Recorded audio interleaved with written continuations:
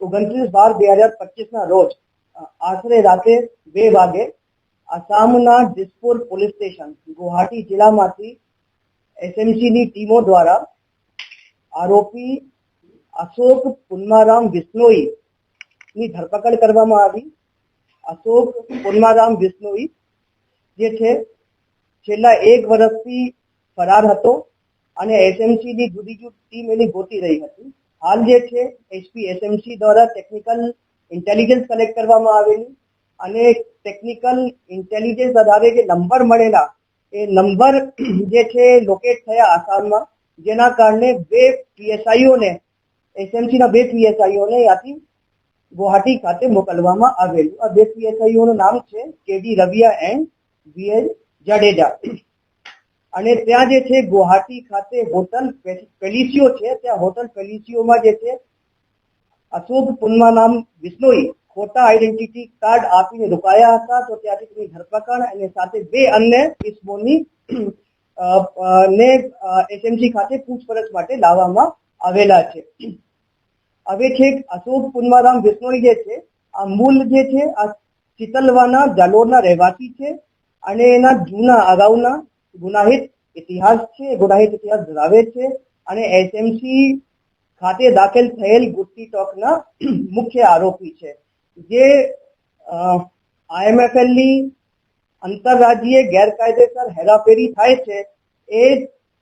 હેરાફેરી જે ટોળકી કરતી હોય, જે ઓર્ગેનાઇઝ ક્રાઇમ સિન્ડિકેટ છે કે ગુનો આચરતી ટોળકી છે, આ ગુનો આચરતી ટોળકીનો લીડર છે અને આ ગેંગના મુખ્ય સાગરીત છે। 2025 વર્ષમાં ડીજીપી સર દ્વારા આરોપીને પકડવા માટે 25,000 રૂપિયાનો ઇનામ પણ જાહેર કરવામાં આવેલ અને આ અશોક પુન્મારામ વિશ્નોઈ જે છે આ ઇનામી આરોપી છે। આ જે ગેંગ છે અશોક પુન્મારામ વિશ્નોઈની જે ગેંગ છે એનું બેઝ જે છે આ ગોવા ખાતે છે, ગોવા રાજ્ય ખાતે છે। ત્યાંથી તેઓ એના ગેંગના સાગરીતો સાથે મળી નકલી શરાબ,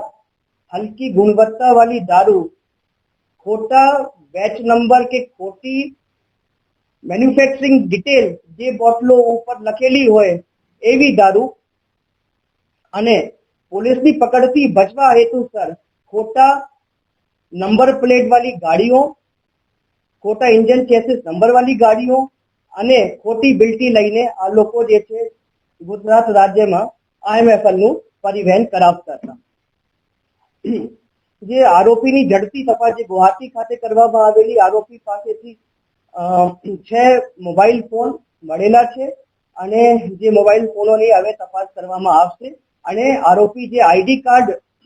આપીને હોટલમાં રોકાયા હતા એ આઈડી કાર્ડ પણ નકલી હતો।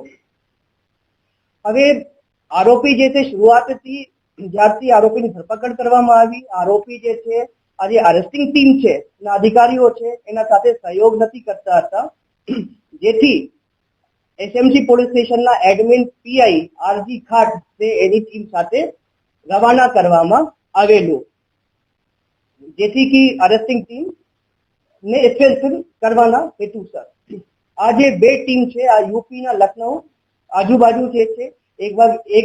એકબીજા સાથે ભેગી થઈ અને ત્યાંથી જે છે આજે 2 ટીમો આરોપીને લઈને આગળ ગુજરાતની હદમાં પ્રવેશ કરી। ત્યારબાદ જે છે દાહોદ જિલ્લાના લીંબડી પોલીસ સ્ટેશન આજુબાજુ આજે જે ગાડી હતી આ ગાડી છે સ્કોર્પિયો એન, એનું જે પાસિંગ નંબર છે GJ09BP2436 છે। આ જે ગાડી છે એમાં આરોપીને લઈને આવતા હતા અને આગળ જે છે આ ગાડીને કેડી રવિયા પીએસઆઈ ડ્રાઈવ કરતા હતા। એની સાઈડની સીટ ઉપર પીઆઈ આરજી ખાટ બેસેલા હતા, ખાટની પાછળની સાઈડ જે છે પીએસઆઈ વીએન જાડેજા અને એની સાઈડમાં એટલે આરોપી અશોક પુન્મારામ વિશ્નોઈ એની રવિયાની પાછળની સાઈડ બેસેલા હતા। અને ત્યારબાદ જ્યારે આ ગાડી જે છે લીંબડીમાં પોલીસ સ્ટેશન હદ વિસ્તારમાંથી પસાર થઈ ત્યારે આરોપીએ જે ડ્રાઈવરની સીટ બેલ્ટ પકડીને જે પીએસઆઈ રવિયા જે છે ગાડી ડ્રાઈવ કરતા હતા એને ગળા ફાંસો આપવાની કોશિશ કરી અને જેથી બાજુ સાઈડમાં બેસેલા જે છે આરજી ખાટ પીઆઈએ એને આરોપીને રોકવાના પ્રયત્ન કર્યા અને બૂમો અને એને પટ્ટા છોડવાની કે સીટ બેલ્ટ છોડવાની સૂચન આપી, ત્યારે આરોપીએ કોઓપરેટ નથી કર્યા, જેથી કરીને પીઆઈ ખાટે પોતાની સર્વિસ રિવોલ્વરથી આરોપીના પગમાં એક ફાયરિંગ કરી અને જેથી આરોપીના જમણા પગમાં જે છે ઈજા થયેલી છે. અને એ જે ઈજા કરવાના હેતુ છે સાથી અધિકારીના રક્ષણ માટે જે છે આ ફાયરિંગ કરવામાં આવેલી છે. ત્યારબાદ જે છે પીએસઆઈ કેડી રવિયા અને આરોપીને જે છે ત્યાં સ્થાનિક લીંબડીના સીએસસીમાં સારવાર માટે મોકલવામાં આવેલ અને એફએસએલ ને બોલાવી જે છે સ્થળનું પરીક્ષણ પણ કરાવવામાં આવેલ. આજે આ અનુસંધાને એસએમસીના પોલીસ સ્ટેશનમાં જે છે એફઆઈઆર દાખલ કરવામાં આવેલી છે અને જે એફઆઈઆર છે બીએનએસની કલમ 109(1), 121(1), 125 અને 221 કલમ હેઠળ બીએનએસ 2023 ની કલમ હેઠળ દાખલ કરવામાં આવેલી છે અને આ એફઆઈઆર ના ફરિયાદી જે છે આ પીએસઆઈ કેડી રવિયા છે. અને આ બાબતે વધુમાં હું જણાવું છું કે છેલ્લા 2 વર્ષમાં આ બિશ્નોઈ ગેંગ સાથેની લડતમાં મેં મારા 2 સાથી અધિકારીઓ પીએસઆઈઓ ગુમાયા છે. એક પીએસઆઈ સચિન શર્મા અને પીએસઆઈ જેએચ પઠાણ ને આ બિશ્નોઈ ગેંગ વિરુદ્ધ રેડ કરતા સમયે જે એક પીએસઆઈ ના એક્સિડન્ટ થયા અને એક પીએસઆઈ ના આરોપી સાથે ઝપાઝપીમાં હાર્ટ એટેકથી અવસાન થયા. અમે 2 અમારા સાથી મિત્રો ગુમાયા છે અને જેથી આ ગેંગ વિરુદ્ધ વધુ કડક પગલા લેવા માટે ગેંગ વિરુદ્ધ ગુસ્સીટોક એક્ટ હેઠળ ગુનો દાખલ કરવામાં આવેલ અને આ જે ગુસ્સીટોકની ફરિયાદ છે એમાં કુલ 11 આરોપી છે, જે પૈકી 8 આરોપીને પકડવામાં આવેલ છે અને જે ગોવાની ડિસ્ટિલરીમાં આ નકલી દારૂ, નકલી બેચ નંબર, નકલી